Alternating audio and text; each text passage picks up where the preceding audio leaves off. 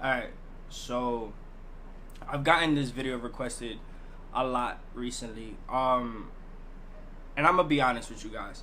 I know the reason.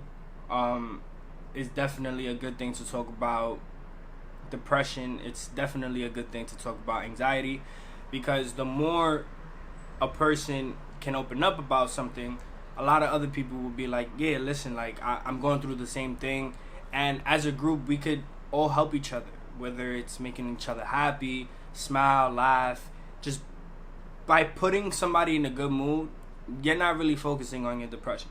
Yes, it's inner demons that you're battling, but at the end of the day, you can't let them win always. So a lot of people really want to know, like, how do I continue being so positive and living my day-to-day life, really not letting it affect me. And honestly speaking,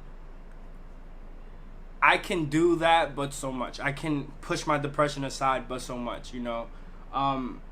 But what I do on a consistent basis is I try to, keep my head on a positive level. Meaning, I like to keep myself occupied, whether it's shopping, taking walks, picking up hours at work.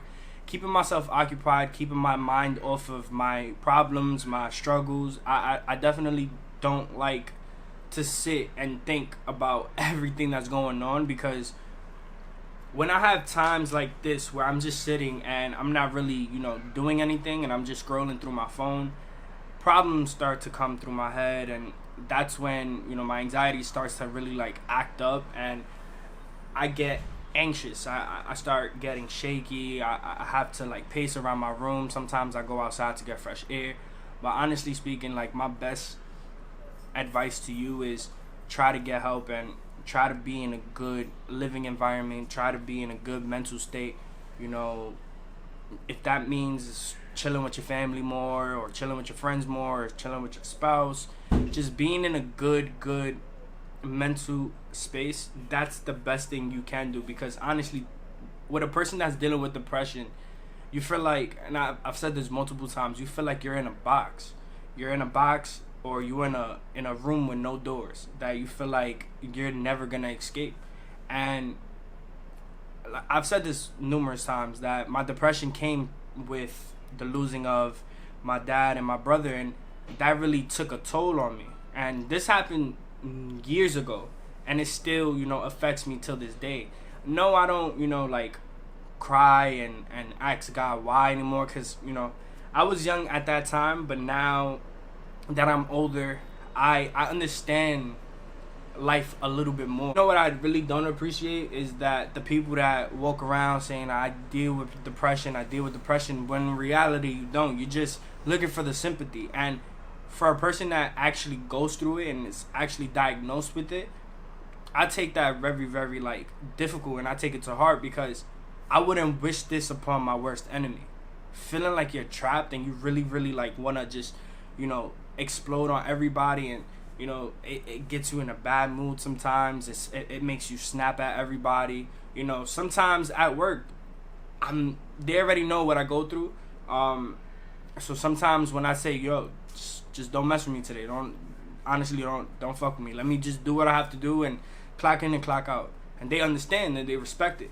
But it's not as easy as that. Depression is the type of thing where it makes you so antisocial, and a lot of people always wonder, like, yo, like, why you don't have friends? Why you only have one friend? Honestly, I don't need part-timers in my life. I don't need people that's gonna promise that they're gonna stay in my life and ride out through everything, and be a part of my plans and my goals. And when it's all said and done, or it's taking a long time because they're not patient, they just walk away from my life. So me being that I'm so antisocial, and I feel like if I have a friend, they're not gonna understand what I go through. That's why I legit only have one best friend, and I've known him since 6th grade. This is more than 10 years ago.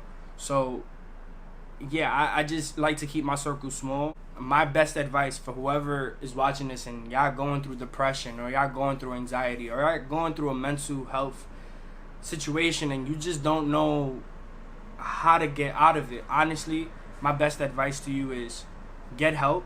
Or if you want to do this on your own, honestly speaking, try to better yourself and love yourself. If you're insecure, love yourself before you decide to love anybody else. Keep yourself around family, your closest friends, your significant other.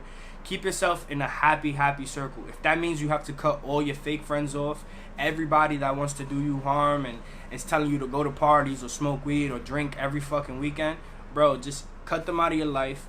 Focus on yourself, focusing on going to school, going to work, making yourself better and making yourself happy at the end of the day. Surrounding yourself by people that love you and really care for you, that goes a long way. So my best advice is get help. Be around the people that you love. Be around the people that loves you. And really appreciate yourself. And don't think just because you have depression or you have some type of illness or some type of, circumstances that's going on within, inside with your demons fighting. I look at it like this. God is going to put hurdles in front of you. And sometimes you're going to fall. And you're going to bust your ass.